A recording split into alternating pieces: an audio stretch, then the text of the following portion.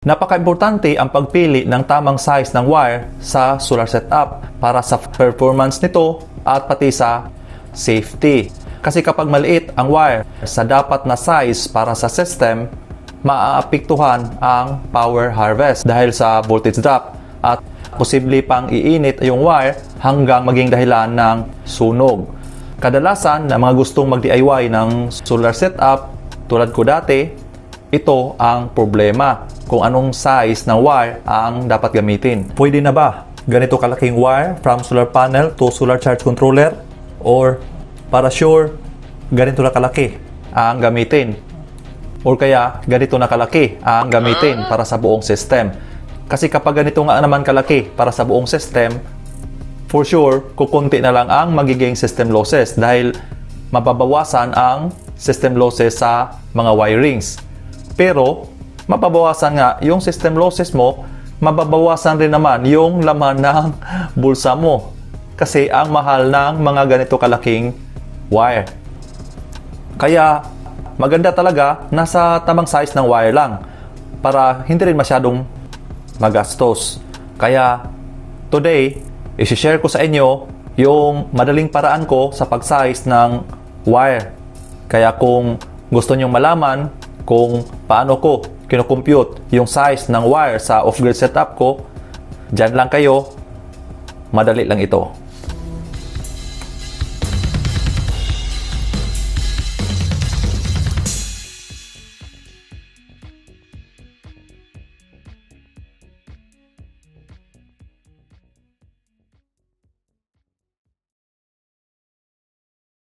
Okay, so ang gagamitin ko as example sa pag-compute ng size ng wire ay ang aking off-grid setup na may 330 watts na panel, 40 amperes na solar charge controller, 100 amp hour na battery at 1000 watts na inverter. Kung hindi nyo pa napanood ang video ko about dito at gusto nyo malaman ang presyo ng bawat parts nito, bisitahin nyo lang ang aking channel at panoorin ang video na ito. At kung hindi pa kayo nakapag-subscribe sa aking channel, subscribe na rin po kayo at huwag kalimutang i-turn on ang notification bell. So sa pag-compute ko ng size ng wire, need ko ang apat na values. First ay yung expected current na dadaan sa wire o yung amperahe. Then yung haba ng wire, like for example from solar panel to solar charge controller o kaya from solar charge controller to battery. Battery to inverter or from inverter to load. And aside na iba-iba ang haba ng wire, iba-iba din ang expected current at voltage ng bawat section. Kaya need ko dapat i-compute ang size ng wire separately sa bawat section. So ang next na kailangan ko ay yung voltage na expected sa wire or system voltage. Then last ay ang percentage ng voltage drop. Ang tatlong ito ay magdidepende sa setup. Pero itong percentage ng voltage drop, typically nasa 2 to 5% lang. The smaller the percentage, mas maganda. Sa akin, 2% ang gamit ko. Ngayon, ang formula ay ganito lang. Current o yung amperes multiplied by the wire length divided by system voltage multiplied by percentage of voltage drop. So, sa akin nga, 2% ang gamit ko. Yung iba, 3% yung gamit nila. Okay, first ipakita ko sa inyo ang wire from solar panel to ACC. Kapag isang panel lang, madali lang ito. Dahil kunin mo lang naman ang IMP at VMP na nakasulat sa label ng panel. IMP o maximum power current ng solar panel para dito sa current o amperage. At ang VMP para naman sa system voltage. Pero iba na kapag maraming solar panels kasi nga tumataas din ang voltage o current depende sa pag-wiring ng panels. Series ba or parallel connection. Like for example, mag-series ako na isa pang panel. So maging 74.8 volts ang total VMP nito. Pero same lang ang total IMP. At ganun din kapag gawin kong tatlo. Ang dumadagdag lang ay ang voltage at same lang ang current. Baligtad naman kapag parallel connection dahil ang IMP naman ang nag-add up at ang total VMP naman ang same lang. Pero, applicable lang ito sa same specs na mga panels. Kapag magkaibang specs kasi, ibang usapan na yon. Meron akong separate video niyan. If you like, pwede nyong bisitahin ang aking channel at panoorin ang video na ito. Okay, balik tayo dito. Isang panel lang ang aking example. So, meron itong current or IMP na 8.83 amperes at VMP na 37.4 volts. Meron na rin akong percentage ng voltage drop na 2%. So, ang kulang na lang ay yung haba ng wire papuntang solar charge controller. So, sa setup ko, nasa 25 feet yung haba ng wire. By the way, dapat feet ang value dito. Kung meters yung gamit, i-convert lang to feet. Kadalasan, meron namang converter ang mga cellphone natin ngayon. So, ang result nito ay hindi pa size ng wire, kundi VDI or Voltage Drop Index. Pero kapag nakuha na ang VDI, napakadali na lang ng kasunod. Okay, so 8.83 multiplied by 25 feet is equal to 220.75. Then 37.4 multiplied by 2 is equal to 74.8. So 220.75 divided by 74.8 is equal to 2.95. Ngayon, ang VDI number na ito ay titingnan ko naman sa VDI table.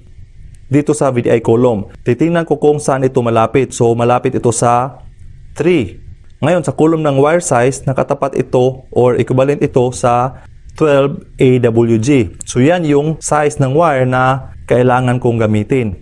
Pero sa akin, ang pinili ko ay yung mas malaki pa ng kunti. Kaya 10 AWG ang ginamit ko. Kasi malay ko mag-upgrade ako ng aking setup, medyo hindi na ako magpapalit o bibili pa ng bagong wire para dito. Then, as per table, yung 12 AWG, ang maximum current lang ay 20 amperes. So, ang current ko lang ay 8.83 amperes. So, pasok ito. By the way, kung saan ko nakuha ang VDI table at method na ito, nakuha ko ito sa website ng ressupply.com. Pwede nyo ring bisitahin ang kanilang website para sa additional explanation. Okay. At siya nga pala, kapag nakuha ko na ang size and ampacity ng wire, dinodouble check ko din na dapat mas mataas ang ampacity nito kaysa sa ampacity ng circuit breaker na gagamitin ko.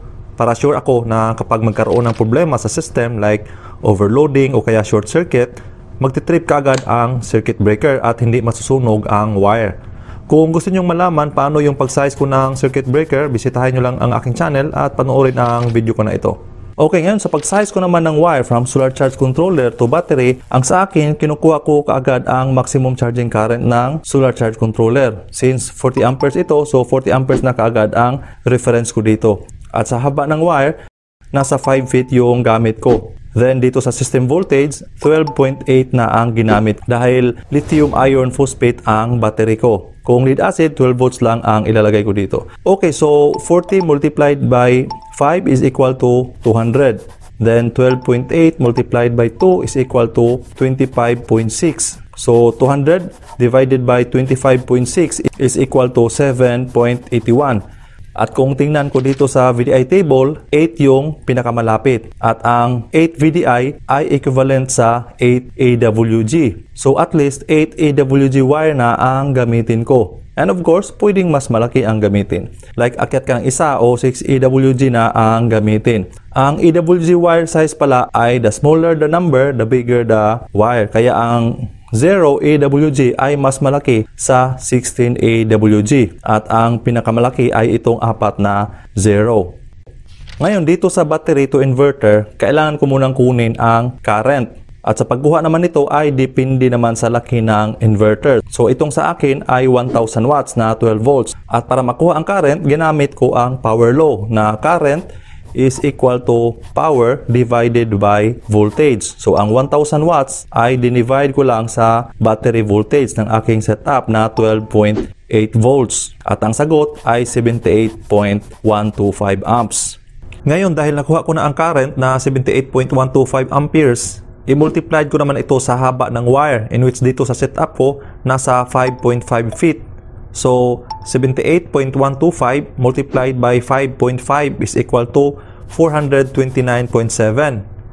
Then, divided by sa voltage drop multiplied sa voltage na expected dito na 12.8 volts. At sa nasabi ko kanina, kung lead acid naman, 12 volts lang ang gamitin dito. At sa AC out naman ng inverter, 220 volts na rin ang gamitin sa formula. Basta kung anong expected voltage ang dumadaan sa wire, yun ang reference sa computation ko. So 12.8 multiplied to 2 is 25.6. So 429.7 divided by 25.6 is equal to 16.8. So kung tingnan natin sa VDI chart, in between na ito sa 12 at 20. So dapat ang pinakamataas na ang piliin na number. So itong 20 VDI, which is equivalent to 4 AWG, or equivalent yan sa 25 mm squared. Pero ang kasama pala na wire nitong inverter is 16 mm squared lang, o equivalent yan sa 6 AWG. Kaya pwede na yata ang 16 mm squared dito, as long as hindi mo na dudugtungan ang wire na kasama ng inverter at hindi mo isasagad ang load. Kasi itong sa akin, pang backup lang talaga ito at ako lang ang nag-ooperate nitong inverter at hindi ko talaga sinasagad. Halos wala pa nga 300 watts ang maximum load ko dito kapag ginagamit ko. Pang 12 volts na ilaw lang kasi talaga ang purpose ng setup ko na ito. Bumili lang ako nitong off-grid inverter dahil noong pagkatapos ng Super Typhoon Odette dito sa amin, matagal na ibalik ang supply ng kuryente at ang grid-tied setup ko ay hindi pa magagamit. Kaya simula noong gumagana na ulit ang grid-tied setup ko, itong off-grid inverter ko ay hindi na palaging nagagamit dahil sobra-sobra naman ang na-export ko na power galing sa aking grid-tied setup. Nasa 41 months na nga kaming zero ang bill sa kuryente at may creditable amount o pundo pa ako sa DIO galing sa export credit na 3,753. As of June 2023 po yan na bill namin. At less than a year na lang ang kulang as per dito sa aking monthly bill monitoring records, at masasabi ko na bawi ko na ang aking na-invest na pera para sa aking grid-tied setup. Actually, bawi na sana ngayon kung hindi nadaanan ni Super Typhoon Odette. Kaya abangan nyo yan, i-update ko kayo once naka-ROI na ako sa aking grid-tied setup. Kaya huwag kalimutan mag-subscribe kung hindi pa kayo nakapag-subscribe at i-turn on ang notification bell para ma-notify kayo sa aking update video na yan. By the way, shout out muna pala kay Agustini 2001, Siman Loyal Vlog, Magsasakang Marino, Voitic Mix TV, Clark Lubay at sa lahat ng mga taga Ormoc City dyan, Benji Ing TV, Kiray, Dan Alcantara on road, eyes on the road palagi Dan, at shout out din sa lahat ng mga sumusuporta sa aking channel. So ayan, I hope nagustuhan nyo yung video at kung may natutunan kayo sa video na ito, iwanan nyo na ako ng like dyan. At kung hindi pa kayo nakapag-subscribe, subscribe na po kayo at huwag kalimutang i-turn on itong notification bell para updated kayo lagi sa aking mga sunod na videos. Thanks for watching and see you next time.